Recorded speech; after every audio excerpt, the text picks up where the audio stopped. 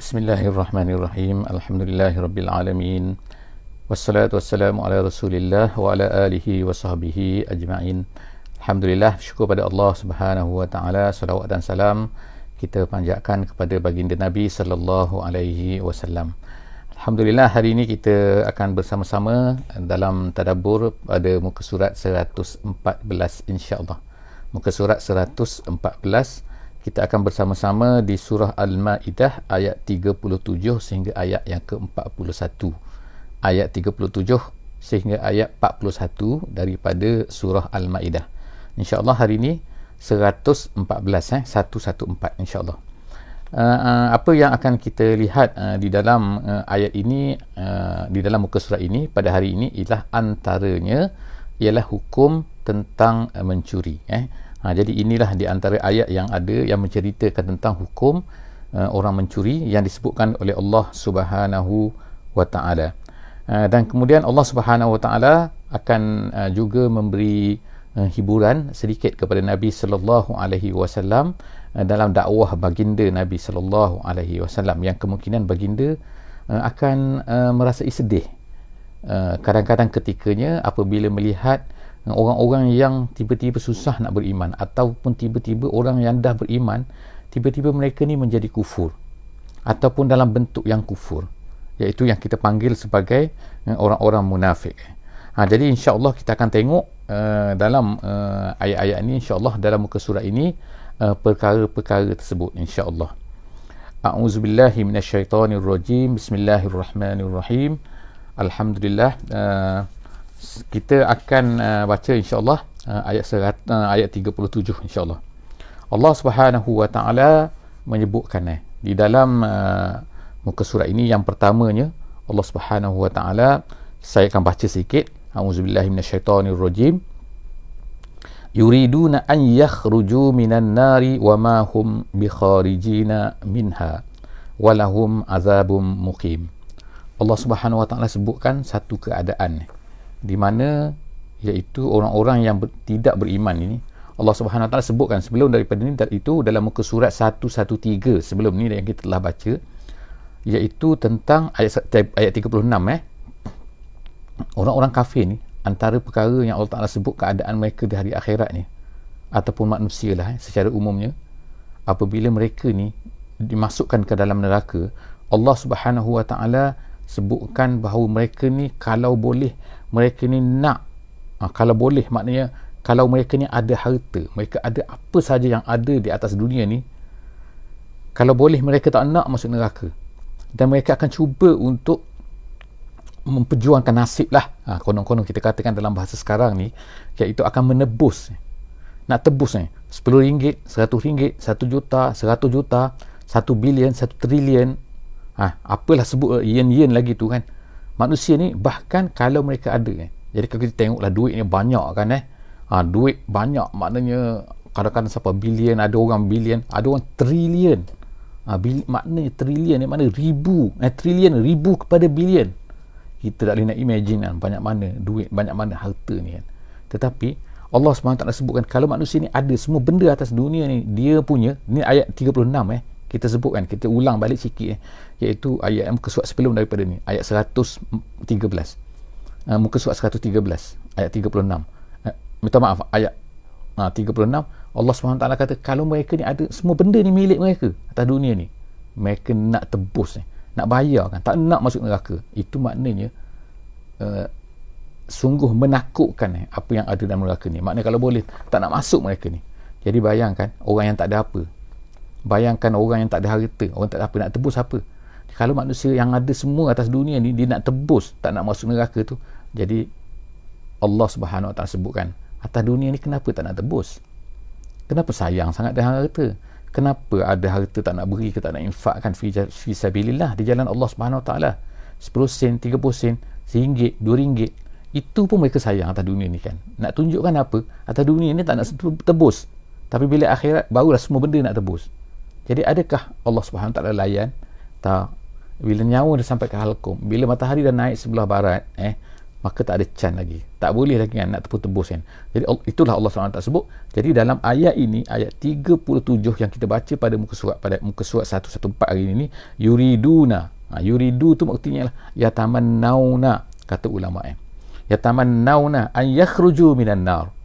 Mereka kalau boleh tak nak masuk neraka, mereka yatamannaw, bercita-cita sangat untuk keluar daripada neraka, wa ma hum bi kharijina minha. Tapi adakah mereka akan keluar? No, Allah Taala kata, Allah Taala gunakan perkataan ini bi kharijina, bukan yakhrujuna keluar, tapi bi kharijina, tak mungkin mereka akan menjadi orang-orang yang akan boleh keluar, tak ada, no way, maknanya kan, walahum azabum mukim.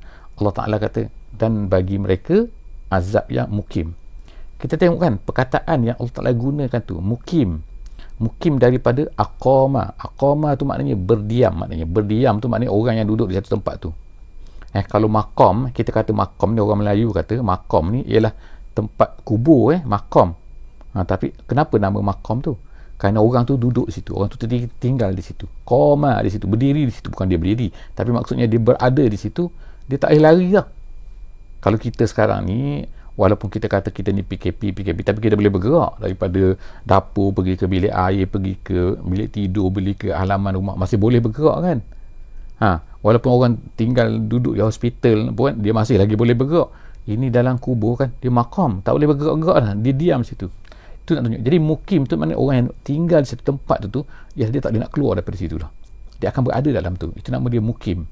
Jadi Allah Subhanahu Taala kata, walahum azabum mukim, bagi mereka azab yang mukim, yang akan duduk bersama dengan mereka tu, tak boleh lari dah mereka tu. Kemudian Allah Subhanahu Taala sebut sekarang ayat 38. Ayat 38 ialah ayat yang akan menceritakan kepada kita, ayat 38 ni Allah Subhanahu Taala ceritakan tentang hukum mencuri. Inilah ayat yang kita selalu sebutkan, orang mencuri kena potong tangan kan. Jadi inilah ayat dia, iaitu ayat 38 daripada surah Al-Maidah. Allah Subhanahu wa taala berfirman, was-sariqu was-sariqatu, dan orang-orang lelaki yang mencuri, was-sariqatu, dan juga perempuan. Jadi Allah Taala sebutkan dua sini kan, lelaki dan perempuan, bukan hanya sebut lelaki saja, bukan sebut perempuan saja, tapi didahulukan dengan as-sariqu lelaki dan kemudian perempuan. Tapi kalau ayat zina yang telah kita baca dulu, tapi kita akan baca lagi insya-Allah dalam surah An-Nur, iaitu tentang zina, az-zaniyatu waz-zani, dan orang-orang yang berzina perempuan dan berzina lelaki. Kerana lihat kan hikmahnya Allah Subhanahu Wa Taala, ulama kata kenapa Allah Taala menyebutkan kalau mencuri disebut lelaki dulu, kalau berzina disebut perempuan dulu. Kan hikmahnya ialah kerana biasanya kalau mencuri ni lelaki yang banyak ni, tapi kalau yang berzina ni ialah daripada sebelah pihak wanita yang menarik perhatian lelaki. Itu bukan maknanya dia berlaku seorang, bukan, dia akan berlaku dua orang kan, tapi itu hikmahnya ulama sebutkan. Jadi was-sariqu, dan orang-orang yang sarik. Jadi ulama-ulama sebut sini, banyaklah ulama-ulama bahasa sebutkan penggunaan dia was-sariqu, iaitu maksud dia allazina yasriq, itu orang-orang yang mencuri, gitu, orang-orang yang melakukan pencurian, gitu. Jadi was-sariqu was-sariqatu, lelaki dan perempuan. Of course lah, kita nak kata seorang tu mencuri tak mencuri itu ialah dengan sabit kan, dengan mahkamah Islam, dengan cara-cara ni dah tertentulah. Tapi apabila dah sabit dah, orang tu dah mencuri, maka Allah SWT kata faqta'u, maka hendaklah, arahannya, hukuman daripada Allahnya ialah hendaklah kamu potong aydiyahuma, tangan keduanya. Allah Ta'ala di sini tak sebutkan tangan tu bahagian mana, part mana, jari ke, daripada sini ke, daripada kita kata daripada siku ke, ataupun daripada pergelangan tangan. Allah Ta'ala sebut hanya was-sariqu was-sariqatu faqta'u, potonglah. Jadi ulama melihat dalam sunnah Nabi sallallahu alaihi wasallam disebutkan kena potong tangan ni bahagian mana, kena potong tangan kanan atau kiri. Kemudian tu berapa banyak kalau dia mencuri. Adakah kalau dia mencuri telur ayam, dia mencuri sedikit barang kan, gula-gula satu ketul, takkanlah mencuri tu pun kena potong tangan. macam tak logik sikit kan. Jadi ulama-ulama telah melihat perkara ni berdasarkan kepada sunnah, berdasarkan kepada macam-macam. Akhirnya ulama buat kesimpulan, iaitu apa kan, berdasarkan kepada hadis semua. Dalam mazhab Syafi'i kita, yang dipotong ialah tangan kanan daripada pergelangan. Jadi tangan kanan di sini kena potong kalau dia mencuri. Tapi mencuri berapa harga je? Ulama kata rubu' dinar. Rubu' dinar tu apa? Iaitu 1/4 daripada dinar. Dinar ni berapa kalau satu dinar ni kalau ikut nilai sekarang kita pada hari ni, ialah harga dia lebih kurang 1 dinar, harga dia 1,000. Tu tengoklah jenis emas pula kan. Emas 24, emas 28, emas 20, emas berapa kan. Tapi around ini boleh tengoklah ketentuan semasa tu. Jadi harga sekarang ni 1,000 ringgit RM. Kalau ikut dolar Brunei, ertinya makna dalam 330. Gitu kan, lebih kurang 300. Jadi bila dia kata rubu' 1/4 daripada dinar ni, 1 dinar ni ertinya ialah dalam lebih kurang 250 lah. Lebih kurang saya sebutkan 250. Maknanya kalau orang tu mencuri lebih daripada 250 ataupun 1/4 daripada dinar ni, maka barulah dipotong tangannya. Kalau sebelum daripada tu tak dipotong. Habis tu dia buat apa? Kalau tak sampai rubu' dinar ni, 1/4 dinar ni, maka dia akan ditakzirkan. Jadi mengikut ketentuan hakim lah kan. Hakim Islam dia akan menentukan berapa dia nak hukum tu kan. Nak hukum penjara sehari, 2 hari ke macam mana dan sebagainya. Itu mesti. Itu satulah kan. Yang keduanya, dia mesti membayar balik harta yang dicuri tu. Kalau dia curi harta orang tu 1,000, dia kena bayar balik 1,000. Dah kena potong tangan tu. Kalau 1 juta, kena potong tangan dan kena bagi balik harta orang 1 juta tu. Bukan maknanya dia dah curi barang orang maka terlepas macam tu saja, kena hukum saja. Tak. Kena hukum dan juga kena itu. Kena dua kan. Itu Allah Subhanahu Wa Taala sebutkan, ulama-ulama sebutkan perkara ni berkaitan dengan dia. Tapi kalau dia mencuri lagi macam mana? Kali pertama dah potong tangan tapi tak serik-serik kan. Nak mencuri lagi. Ulama kata kena potong kaki kiri. Bersilang pula. Tapi kalau tak serik lagi, kali yang ketiga lagi, kena potong tangan tangan kanan dia. Tangan kiri dia, minta maaf. Lepas tu kalau tak serik lagi, yang keempat mencuri lagi, kena potong pula kaki kanan dia. Lepas tu tak serik lagi, yang kelima pula mencuri lagi.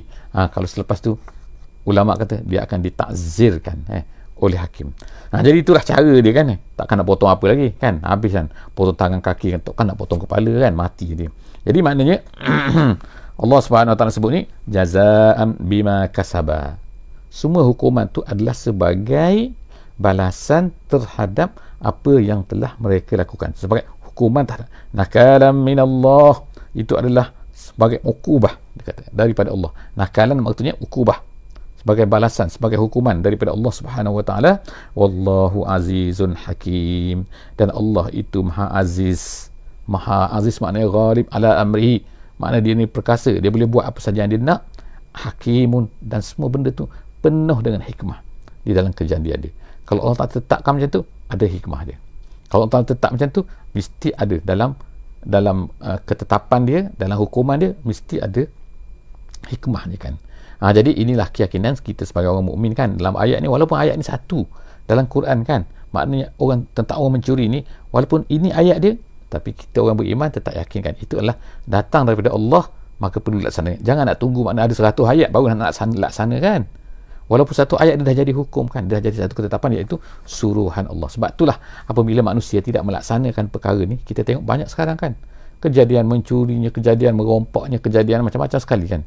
Kenapa? Hukuman Islam tidak dilaksanakan. Seterusnya Allah Ta'ala kata ayat 39, faman taba, kalau orang yang bertaubat, dia dah bertaubat, iaitu taubat maknanya raja'a anis sariqah, dia tak nak mencuri lagi dah berhenti dah, min ba'di zulmihi, selepas daripada kezalimannya, lepas daripada dia melakukan, lepas daripada dia kerja perompak semua kan, dia dah bertaubat dah. So macam mana? Wa aslaha, syarat dia ada lagi, dia dah bertaubat satu, yang keduanya ialah wa aslaha, dia memperbaiki, dia buat baik, dia jadi beramal baik. Wa aslaha, beramal soleh, fa innallaha yatubu alaih, maka Allah Ta'ala akan memberi keampunan kepada dia. Allah Ta'ala memaafkan dia kesalahan-kesalahan dia dulu. Tapi itu keampunan daripada Allah Subhanahu Wa Ta'ala. Kalaulah ada terbabit dengan hukum manusia, maka adakah terlepas juga? Jadi ulama kata tidak, dia mesti membayar harta yang telah dicurinya. Itu tak boleh. Bila ada berkaitan dengan hak adami, hak manusia, kalau dia mencuri, dia kena bayar balik harta tu. Walaupun Allah Ta'ala dah maafkan dia, terlepas dia, tetapi balat, iaitu hukuman dia, iaitu hukuman mencuri dia tu kena bayar balik kan, harta orang tu. Kemudian innallaha ghafurur rahim. Allah Ta'ala sebutkan dia tu Maha Ghafur dan juga Maha Rahim. Sekali lagi tengok kan, setiap kali Allah ceritakan hukuman begini kan, maka Allah akan ceritakan bahawa dia gini, dia akan dimaafkan dan sebagainya kan. Allah itu Maha Pengampun. Tengok kan, banyak sangat Allah Ta'ala sebutkan Allah ni pengampun dan sebagainya kan. Kemudian seterusnya, alam ta'lam annallaha lahu mulkus samawati wal ard. Allah Ta'ala nak ceritakan Allah Ta'ala ni Maha Kaya kan? Allah Ta'ala ni Maha Besar, Allah Ta'ala ni Maha boleh beri apa saja kan. Kenapa? Kalau pengampunan tu sangat kecil bagi Allah Ta'ala, Allah Ta'ala boleh buat kan. Allah Ta'ala boleh lakukan apa saja. Allah Ta'ala boleh sayang. Allah sayang kepada semua makhluk-makhluk dia kan. Jadi Allah Ta'ala kata, alam ta'lam, kamu tak tahu ke? Kamu tak tahu ke? Annallaha lahu mulkus samawati wal ard. Bagi Allah ni, semua apa yang ada di langit, semua apa yang ada di bumi, semua miliknya. Semua dia punya. Jadi apa yang susah sangat Allah Ta'ala nak buat kan? Kamu tak tahu ke? Jadi Allah Ta'ala kata, alam ta'lam, kamu tak tahu ke bahawa semua itu adalah milik Allah Subhanahu Wa Ta'ala? Yu'azzibu man yasha. Kalau dia nak hukum, maka janganlah banyak komplain kan. Kita cakap, kenapa Allah Ta'ala hukum aku, kenapa kan aku kesalahan lah, tapi kenapa Allah Ta'ala hukum aku? Allah Ta'ala nak. Kemudian kenapa lah hukuman, kena potong tangan dan sebagainya? Allah Ta'ala nak hukumkan, terpulang kepada dia. Allah Ta'ala dah tetapkan macam tu kan, awak ikut saja kan. Allah Ta'ala lebih tahu. Jadi kamu tak tahu ke? Jadi Allah Ta'ala yu'azzibu man yasha' wa yaghfiru liman yasha'. Kalau kemungkinan pula ada orang kata, kenapa dia ampunkan? Allah Ta'ala dia dah mencuri dulu, dia dah jahat dulu kan, kenapa mencuri? Allah Ta'ala punya pasal. Allah Ta'ala serahkan kepada Allah Subhanahu Wa Ta'ala. Dia nak seksa orang ke, dia nak tu orang ke, kalau orang tu salah, dia nak mengampunkan orang, terpulang pada Allah Subhanahu Wa Ta'ala lah. Allah, semua tu makhluk Allah Subhanahu Wa Ta'ala kan. Kalau dia nak ampunkan, maka Allah Ta'ala kata, yaghfiru liman yasha' wa yaghfiru liman yasha' wallahu ala kulli syai'in qadir. Allah Ta'ala tu mampu semua benda, qadir di atas semua benda. Jadi kita tak perlu komplain, tak boleh komplain kan. Apa ketetapan Allah Subhanahu Wa Ta'ala. Sekarang kita masuk, alhamdulillah, kita masuk sekarang ayat 41. Kita masuk pula kepada satu dipanggil hizib yang baru.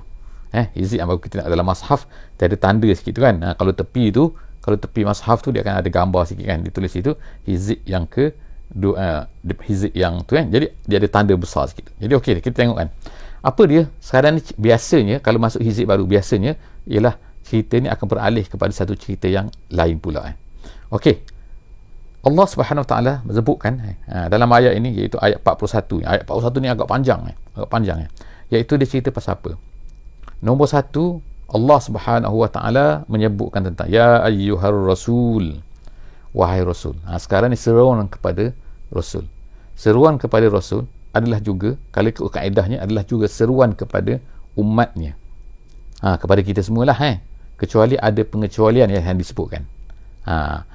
Jadi semua benda, kalau Allah Ta'ala kata kepada Rasul, wahai Rasul, sebagai contohnya, makanlah makanan yang halal dan beramal dengan amalan yang soleh, maka itu juga adalah arahan kepada kita semua, iaitu supaya apa? Supaya hendaklah makan makanan yang halal dan juga hendaklah beramal dengan amal yang soleh.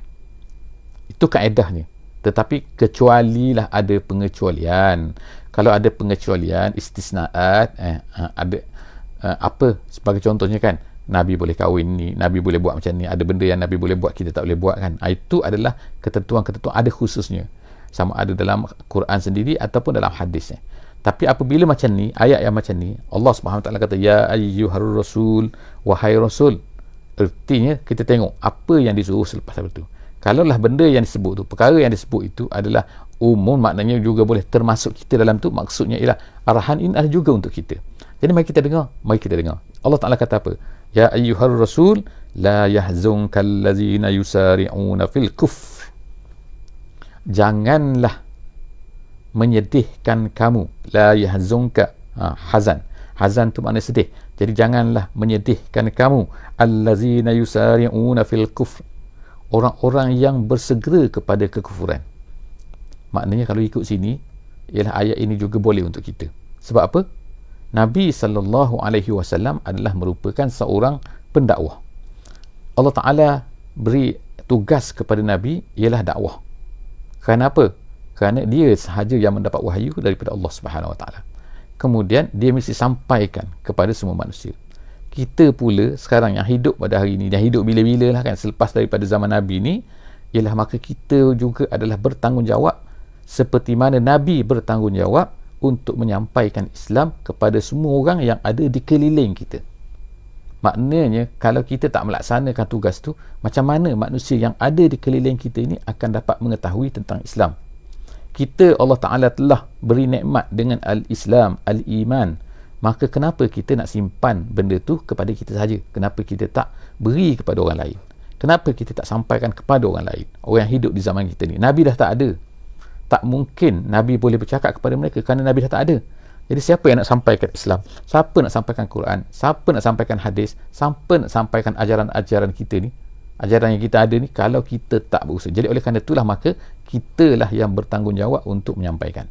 Okey, itu satu kan. Jadi artinya tugas yang dilakukan oleh Nabi merupakan tugas yang telah diserahkan batonnya. Macam kita berlari tu, berlari berganti-ganti. Maka baton tu sekarang ni kita pegang. Oleh kerana kita yang pegang baton tu sekarang ni, maka kita kena berusahalah untuk menyampaikan. Bila kita nak menyampaikan, adalah halangan-halangannya. Adalah masalah-masalah yang akan kita hadapi. Kalau kita tak bekerja untuk menyampaikan, macam mana nak dapat masalah? Kan masalah bila kita akan buat, bila kita buat benda tu, kita akan ada masalah tu. Jadi sebab itulah Allah Subhanahu Wa Taala sebut kan perkara ni. Maka kita akan menghadapi masalah tu. Sebab itulah Quran tu dikekalkan. Ayat-ayat tentang dakwah tu dikekalkan. Sebab apa? Untuk menjadi panduan, menjadi guideline kepada kita. Kerana itulah kisah Nabi-Nabi itu dikekalkan supaya menjadi guideline. Kisah Nabi-Nabi ni bukan kita nak ambil hukum daripada mereka. Hukum daripada mereka tu kebanyakannya hukum lain daripada hukum Nabi Muhammad SAW. Tapi yang kekal satu, iaitu apa? Akidah, dan kemudian tu usaha yang mereka buat tu untuk sampaikan Islam kepada semua manusia. Jadi kita sekarang ni, bila kita nak sampaikan Islam kepada manusia, kita akan tengok macam-macam perangai manusia depan kita. Ada manusia yang terima, ada yang tolak, ada yang dah beriman tiba-tiba lari pula, ambil peluang kan. Jadi Allah Ta'ala sebutkan ini salah satu daripada bentuk mereka, iaitu allazina yusari'una fil kufri, iaitu ahli tafsir kata seperti jalan lain, dia kata iaitu orang-orang yang mana kalau ada peluang mereka ni akan lari daripada iman kepada kufur. Maknanya kan, tengok kan kufur ni kan banyak bentuk, kufur ni kan banyak tarikan dia, kufur ni banyak duit-duit yang akan dapat je kan, harta-harta benda material yang akan dapat kan kufur ni. Sebab itulah ramai juga manusia ni orang yang makan pantang tengok kan. Ni kita tak cerita macam orang kata, wah adalah orang di pendalaman sana kan, yang mana sekali orang bawa harta, bawa Maggi, bawa mi, bawa nasi, bawa beras, jadi kufur. Kita datang pula bawa ni, dia jadi Islam. Ni bukan jenis ni saja kan kita katakan, tapi ni kita tengok yang atas dunia kita di zaman moden ni kan, di depan mata kita kan, kita boleh tengok ni, bukan dalam pendalaman ni, di bandar ni pun ni, iaitu ramainya orang yang meluru-luru untuk mencari kesenangan dunia sehingga sanggup untuk menolak akhirat. Jadi kita tengok sini kan, iaitu Allah Ta'ala sebut istilahnya ialah yusari'una fil kufri. Mereka itu bersegera menuju kepada kekufuran. Kerana apa? Kerana bila ada peluang, kerana bila ada pendapatan, bila ada benda yang akan mereka dapat daripada situ. Jadi ini macam-macam bentuk lah kan, macam-macam bentuk kan kita tengok kan. Sama ada kekufuran tu ialah dalam bentuk itu benda kufur betul-betul menjadi kufur, ataupun juga ialah menuju kepada satu benda yang kebendaan sanggup meninggalkan agama. Sanggup maknanya menolak perbuatan agama kerana nak cari benda tu. Jadi Allah Ta'ala kata minallazina qalu, daripada kalangan orang-orang yang berkata amanna bi afwahihim. Ini bentuk yang berlaku di zaman Nabi, iaitu orang-orang yang mencari saja peluang untuk lari kepada kekufuran. Daripada apa? Iaitu daripada golongan yang mana mereka ni hanya berkata dengan mulut mereka, kami beriman dengan mulut mereka. Minallazina qalu amanna bi afwahihim. Maknanya iman tu tak sampai ke dalam, iman pun di sini je, di dengan mulut je kan, bi afwahihim walam tu'min qulubuhum, tapi hati mereka tidak. Jadi maknanya sebut beriman, sebut yes, sebut agama, okey, sebut kan, tapi hati mereka tak terima kan.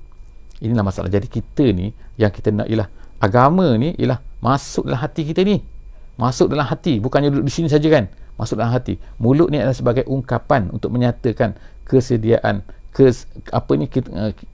penerimaan. Tapi hati itu yang paling sebenar-benar yang kita nakkan. Jadi Allah Ta'ala kata, amanna, mereka berkata bi afwahihim walam tu'min qulubuhum wa minal ladzina hadu. Dan juga golongan yang kedua ialah golongan yang cepatnya kufur ni ialah orang-orang yang hadu, iaitu orang Yahudi.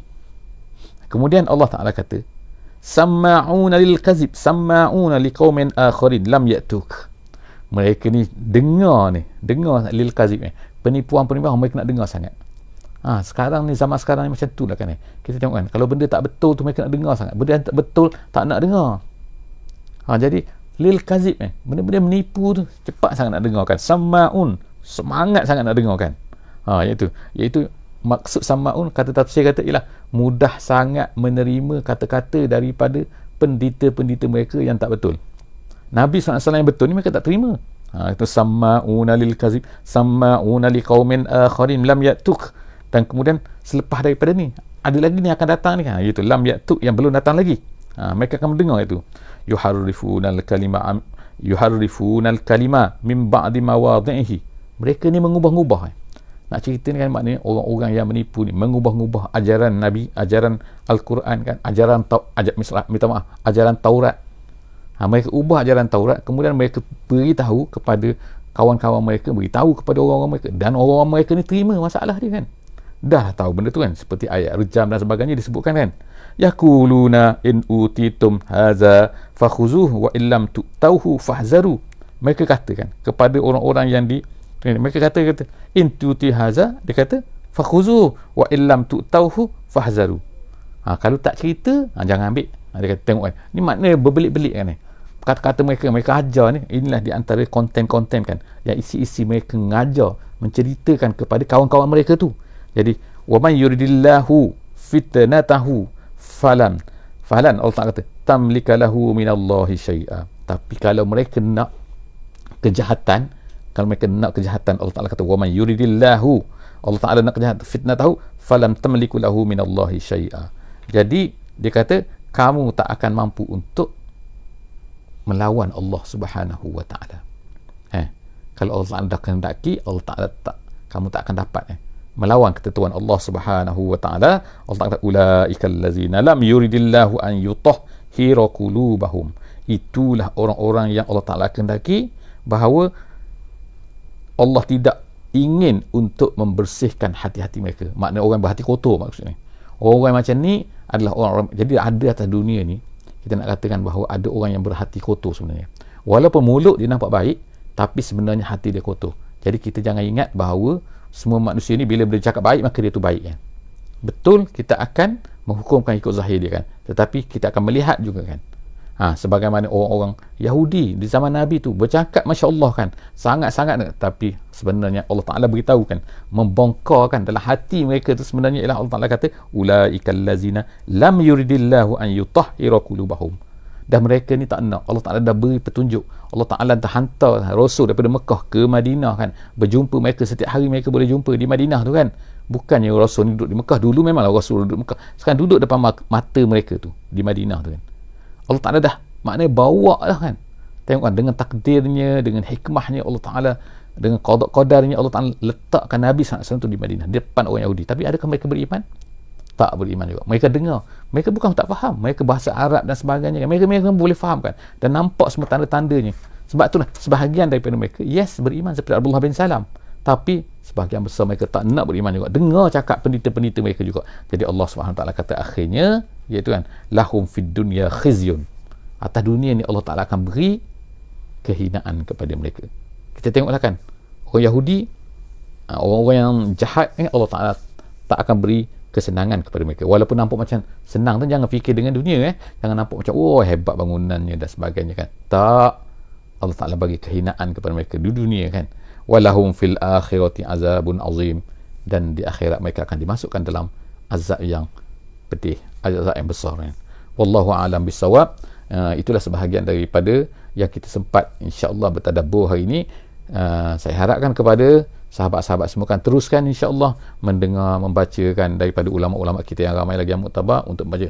Kalau ada peluang kan baca dengan lebih detail, baca lagi tafsir-tafsir kan insya-Allah kan untuk memahami ayat-ayat Allah dalam setiap muka surat ini insya-Allah kan. Ayat ni 114 insya-Allah dalam next session insya-Allah kita bersama-sama lagi dalam muka surat yang ke-115 insya-Allah. Jadi setakat itu saja aku qouli hadza wa astaghfirullahal azim li wa lakum. Wassalamualaikum warahmatullahi wabarakatuh. Bismillahirrahmanirrahim. Wal 'asri innal insana lafi khusr illa allazina amanu wa amilus solihat wa tawasaw bil haqqi wa tawasaw bis sabr.